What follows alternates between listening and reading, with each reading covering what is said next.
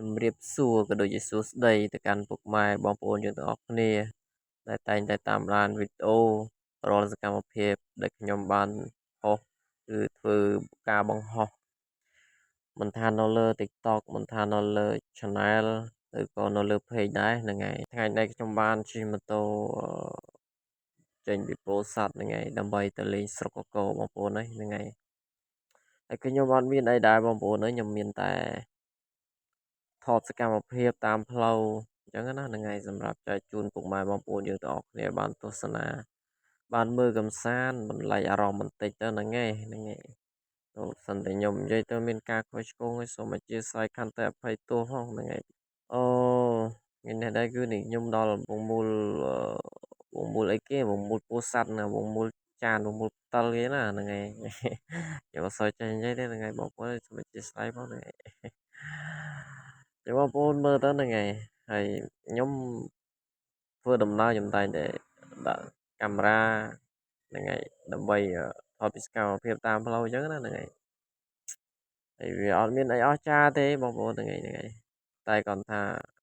យើងចេះតែថតទៅហ្នឹងហើយដើម្បីឲ្យបងប្អូនយើងបានមើលបានអីចឹងណាហ្នឹងហើយអរគុណមែនតើហ្នឹងហើយសម្រាប់បងប្អូនយើងដែលបានតែងតែចូលមើលវីដេអូរបស់ខ្ញុំផុសហ្នឹងហើយតើវីដេអូខ្ញុំល្អមើលឬមិនល្អមើលបងប្អូនតែងតែជួយ share ជួយ like ហ្នឹងហើយគឺខ្ញុំមានអីទេហ្នឹងហើយមានតែជូនពរបងប្អូនដែលតែងតែតាមដានទស្សនាវីដេអូខ្ញុំហ្នឹងហើយខ្ញុំជូនពរឲ្យបងប្អូនរស់ស៊ីមានបានចេះជុំកកាវាគុំឲ្យស្រស់បំពំរស់ស៊ីកាន់តែមានកាន់តែបានអត់ចេះផងចេះនិយាយដែរនេះអូបងប្អូនតែអញ្ចឹងខ្ញុំជិះមកដល់ហួសផ្តិលទៅចឹងបងដល់កន្លែងផ្លូវយើងឡើងញ៉ាស្អីគេនោះកន្លែងសេះសសេះខ្មៅហ្នឹងហើយ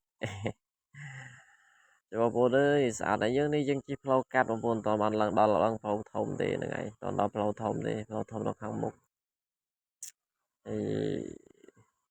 ខ្ញុំមិនដឹងនិយាយអីទេបងប្អូនហ្នឹងហើយមានតែឲ្យបងប្អូនស្ដាប់ខ្ញុំនិយាយទៅនឹងនិយាយស្អីទៅជាស្អីទេយ៉ាបរិបរោះពេញហ្នឹងឲ្យបងប្អូនស្ដាប់ឲ្យធុញចុយយៈហ្នឹងអើយគិតមើលទៅជីវិតយើងណាបងប្អូនអើយមួយខែទល់មួយខែមួយឆ្នាំទល់មួយឆ្នាំដែលបាននៅផ្ទះដើរទៅរកស៊ីបងប្អូនអើយរកស៊ីឲ្យសល់លុយទៀតណារកបានតែមួយចាយមួយរស់ហើយថ្ងៃនេះហ្នឹងក៏ខ្ញុំមិនធ្វើការវាអត់ការងារធ្វើអញ្ចឹងក៏អប់សុកពេកជិះម៉ូតូទៅដើរលេងផ្ទះមួយថ្ងៃហ្នឹងហើយទៅដកប្រុសស្វាហូមហើយមិនចិត្តទេបងប្អូនអើយពីម៉ោងបាទទៅដល់កកូរចឹងវាឆ្ងាយដែរណាចូលប្រហែលគីឡូឯងគិតទៅពីពោធិ៍សាត់ដល់កកូរយើងវាចូល30គីឡូហ្នឹងហើយអញ្ចឹងយើងគិតពីពោធិ៍សាត់មកដល់ម៉ោងប្រហែលគីឡូទៅ20គីឡូជាងឯងអញ្ចឹងវាចូលជិត60គីឡូដែរហ្នឹងវាមិនទៅឆ្ងាយអីណាស់ណាហើយឡើងមកលើទៀតវាចូល10គីឡូ10គីឡូ20គីឡូជាងទៀត20គីឡូហ្នឹងហើយចឹងវាទាំងអស់វាចូល50 60គីឡូហើយមានទៅនឹងការងារទេអត់មានការងារទេទៅដកប្រុសស្វាហូបបងប្អូនប្រហែលស្គាល់ប្រុសស្វាហ្នឹងបងប្អូនណាដែលអត់ដែលហូបប្រុសស្វាចាំខ្ញុំដកផ្ញើហ្នឹងឯងខមមិនខាងក្រោមខ្ញុំដកផ្ញើម្នាក់មកថង